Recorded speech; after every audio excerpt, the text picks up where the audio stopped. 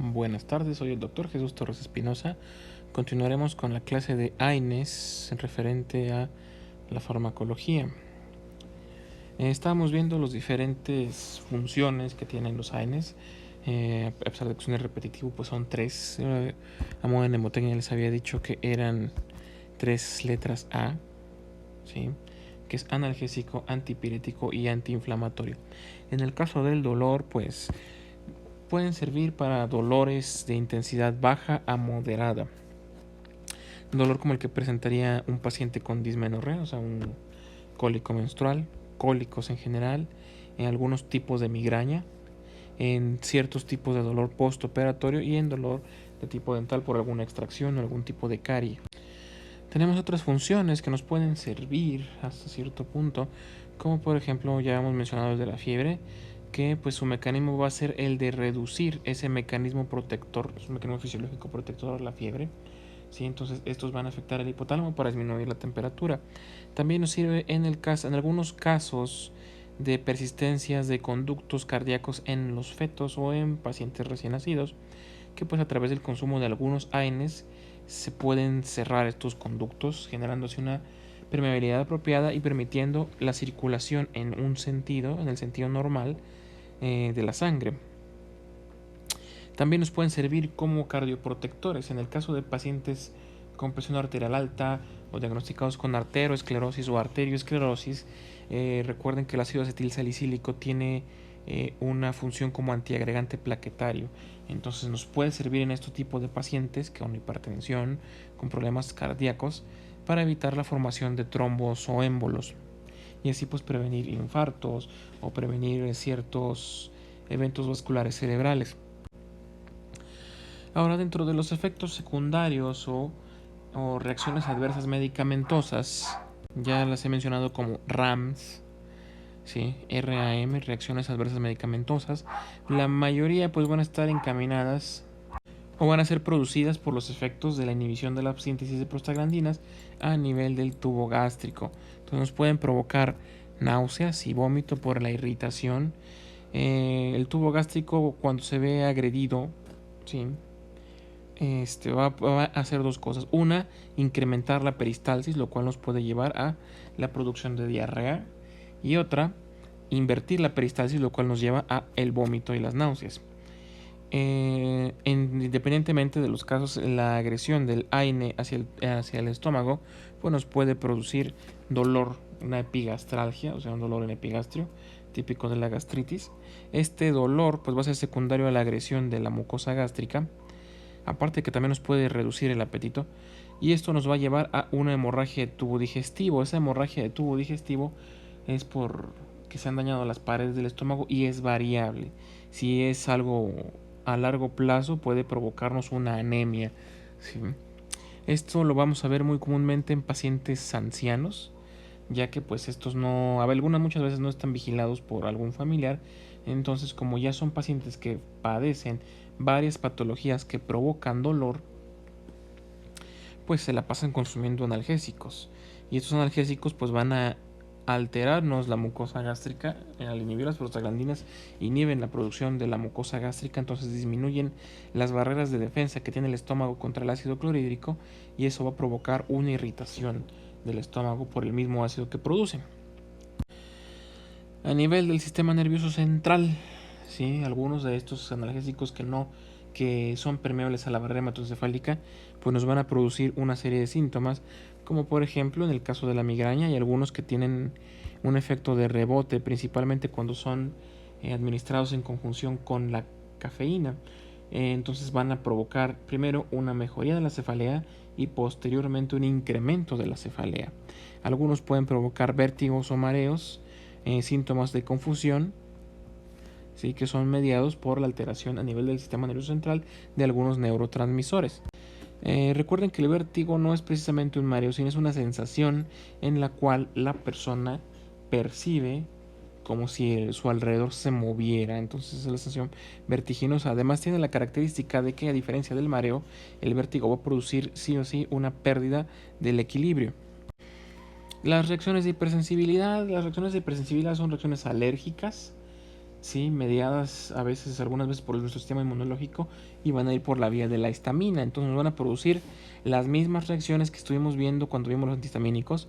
Primeramente, una hipotensión, ¿sí? Esa hipotensión va a ser mediada por una vasodilatación que puede ser generalizada. Si persiste, nos va a generar un choque. Los datos iniciales, pues puede ser la urticaria, ¿sí? Una sensación de rash generalizado acompañado de prurito, y puede provocarnos un broncoespasmo, no precisamente asma, pero en los asmáticos sí está contraindicado el uso de la aspirina, el ácido acetilsalicílico, porque nos puede provocar un cuadro exagerado que puede llevar a un estado grave a nuestro paciente. Entonces va a estar terminantemente contraindicado el uso de ácido acetilsalicílico en pacientes asmáticos. Ahora, las contraindicaciones. ¿En qué otros pacientes no podemos utilizar los AINES? Para empezar, en todo aquel paciente que tenga problemas gástricos, que ya padezca de colitis, de gastritis o de algún problema, una úlcera péptica, una dispepsia, reflujo gastroesofágico, cualquier patología del tubo digestivo que tenga que ver con la irritación ya de por sí de la mucosa esofágica o gástrica, nos va a disminuir o a contraindicar los AINES. En el caso del asma, como dije, hay que tener precaución con todos los derivados del ácido acetilsalicílico, no se pueden administrar. Pacientes que tengan ya de por sí enfermedades hemorrágicas, ¿sí? Entonces que ya de por sí padezcan, como por ejemplo la hemofilia, disfunciones de la agregación plaquetaria, el uso de los salicilatos y los derivados del ácido acetilsalicílico, pues lo único que va a hacer es acrecentar ese problema, provocando hemorragias, ¿sí? O en el caso de una herida, facilitando las hemorragias, o pueden provocar un EBC de tipo hemorrágico. En el caso del riñón en particular, o el hígado, ya se recuerden que son los órganos que se encargan de metabolizar y excretar estos medicamentos. Entonces, en caso de que nuestro paciente sea insuficiente renal o insuficiente hepático, se limita el uso, o si es muy grave la disfunción, pues se limita completamente. Y obviamente, como en todos los medicamentos, que nuestro paciente sea alérgico a la fórmula. Efectos adversos o tóxicos, ¿sí? Por el sobreuso o una sobredosis de estos medicamentos. Primero, en el tubo digestivo, pues son todos los que ya hemos mencionado, ¿sí? El dolor abdominal, tipo gastrítico, localización epigastrio, náuseas y vómito, diarrea, disminución del apetito o anorexia, lo cual puede ser secundario a la formación de una úlcera gástrica o de una erosión, y esto nos va a llevar a una anemia secundaria a un sangrado del tubo digestivo. Si la irritación persiste, se puede generar una perforación gástrica, ¿sí? O de tiro llevar al intestino a una parálisis. ¿Sí? Si hubiera una perforación, eso se convierte automáticamente en un abdomen agudo y va a requerir tratamiento quirúrgico. En el caso de las plaquetas, nos va a producir una inhibición de la activación de las plaquetas, por lo cual nuestro paciente va a presentar problemas de sangrado, a veces sangrado espontáneo en caso que sea muy grave. Van a presentarnos equimosis con cualquier situación, un pequeño golpe, una pequeña contusión, y tienen mayor riesgo de tener hemorragias, ¿sí? Recuerden que de todos modos cualquier movimiento que hacemos de compresión sobre alguna de las partes de nuestro cuerpo, si es suficiente, puede manifestarse como una destrucción de vasos sanguíneos muy pequeños, que normalmente no notamos porque pues se forman tapones de plaquetas, pero en esta situación pues no se formarían y habría sangrados, ¿sí? Entonces, si se fijan, tenemos una úlcera gástrica que sangra y a su vez no hay plaquetas que hagan un coágulo alrededor. Entonces, se agrava una situación con otra. A nivel renal, si dañan el riñón por disminución del flujo sanguíneo del riñón, pues va a haber un incremento de retención de sal y agua, lo cual nos puede llevar a una hipertensión crónica. Eso, además, la retención de sodio nos lleva a un edema, que puede ser edema generalizado, conocido también como anasarca. Van a disminuir la eficacia de los antihipertensivos, ¿sí? Por la retención de sodio y agua, ¿sí? Un paciente hipertenso tiene que tener cierta restricción con algunos de los AINES, porque pues como van a contravenir los tratamientos que estamos llevando con él, pues va a descontrolarse. Como ayudan a la retención del sodio y del agua, entonces pues van a ser mucho menos eficaces a los diuréticos, y a su vez se va a incrementar la retención de potasio, lo cual nos va a generar una hiperpotasemia.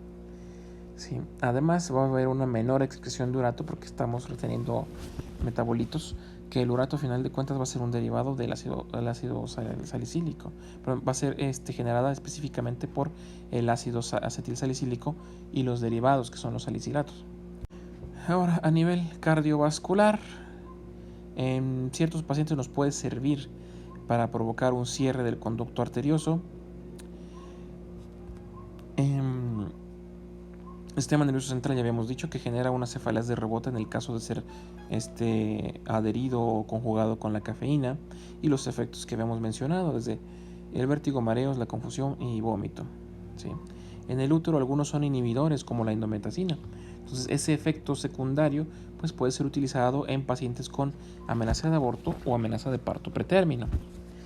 Y en los pacientes que presentan hipersensibilidad, pues nos va a generar una serie de síntomas muy parecidos a una reacción alérgica. Ahora, a continuación, pues veremos algunos fármacos como tal. Tenemos primeramente el grupo de los salicilatos. El prototipo va a ser el ácido acetilsalicílico. Este fármaco, pues como acabo de mencionar, pertenece a la familia de los salicilatos. Es utilizado frecuentemente como antiinflamatorio, analgésico y antipirético. El uso más común anteriormente era el uso como analgésico, sí, era muy común, aunque por su efecto antiagregante plaquetario fue sustituido por el paracetamol, y actualmente pues se utiliza muy ampliamente, más que nada como antiagregante plaquetario en algunas condiciones cardíacas. Sí, junto con el paracetamol resulta que en grandes cantidades puede ser tóxico de forma letal en pacientes pediátricos, y obviamente pues está muy restringido en pacientes asmáticos porque puede provocarnos un síndrome de Reye. Su forma de absorción, al igual que muchos fármacos de esta familia de medicamentos, pues va a ser vía digestiva. Se va a absorber principalmente en la porción alta del intestino delgado, duodeno, yeyuno e ilion. Su concentración máxima en sangre se va a alcanzar a la hora y tiene una biodisponibilidad cercana al 90%, ¿sí? Además de que es muy afín a las proteínas plasmáticas, lo cual va a facilitar su distribución. Y además tiene metabolitos activos al ser procesado por vía hepática. Su distribución pues, se va a distribuir a todos los tejidos corporales, principalmente a los líquidos transcelulares o a los líquidos del espacio intracelular. Es capaz de pasar la barrera placentaria, entonces puede afectar al feto en mujeres embarazadas. Y tiene una semivida aproximada de unos 20 minutos. Su forma de eliminación va a ser a través de la orina y pues se va a eliminar en diferentes porcentajes. Esto no hay que ponerle, no requiero que lo sepan, solamente que sepan la eliminación principal es por la orina y el metabolismo es a través del hígado. Como dije, pues va a ser utilizado en varias formas. Puede ser utilizado en IAM, de hecho es parte del tratamiento básico en un paciente con un infarto agudo del miocardio. En pacientes hipertensos o cardiópatas se utiliza también como antiagregante plaquetario. Vamos a abonar un poco más en eso cuando veamos antiagregantes plaquetarios. Se utiliza en la enfermedad de Kawasaki, que es una enfermedad exantemática de los pediátricos, un tipo de vasculitis de vasos medianos, y se utiliza principalmente durante las fases febriles, que como les he dicho ha sido sustituido por otros antipiréticos. También se utiliza en dolor leve a moderado de orígenes múltiples, ya sea contusión, por una cefalea migrañosa, por varias situaciones, o en cuestiones ya más orgánicas como en la fiebre reumática o en artritis reumatoide. Efectos adversos por la sobredosis, pues puede provocarnos una inflamación del tejido renal, una nefritis, vasodilatación generalizada, irritación gástrica, náuseas, vómito, úlceras, acúfenos. Son síntomas que ya hemos visto anteriormente, principalmente de irritación gástrica y de estimulación del sistema nervioso central. La mayoría de los fármacos de estos grupos van a compartir síntomas, salvo algunas excepciones. El siguiente grupo después de los salicilatos son los derivados de la pirazolona. En este grupo encontramos una serie de analgésicos, igual que en el anterior los salicilatos, como son la fenilbutazona, la oxifenbutazona, la antipirina, aminopirina y la dipirona. De estos el más conocido es la dipirona, seguido por la fenilbutazona. Son los más comunes, tienen una buena acción antipirética. Son utilizados al igual que los salicilatos en dolores de mediana, de pequeña a moderada intensidad. Algunos de estos preparados pueden ser utilizados en dolores intensos. Tienen menos capacidad antiagregante plaquetaria que los salicilatos. Son utilizados principalmente como antitérmicos, como en el caso de la dipirona. Además, Aquí cabe mencionar que la dipirona en realidad es un nombre comercial, es un nombre de patente. El nombre correcto es el metamizol sódico, sí, conocido en el ámbito hospitalario porque si se pasa vía intravenosa de forma rápida y poco diluida, va a provocarnos hipotensión en el paciente, una hipotensión que puede llegar a chocar al paciente. Entonces hay que tener cierta precaución a la hora de administrar la dipirona o el metamizol sódico en cualquiera de nuestros pacientes. Es bastante eficaz en dolor de tipo visceral, dolor cólico y dolor intestinal. Los efectos secundarios, como mencioné con anterioridad, los comparte junto con todos los AINES de provocarnos irritación gástrica, en menor medida que otros tal vez, ¿sí?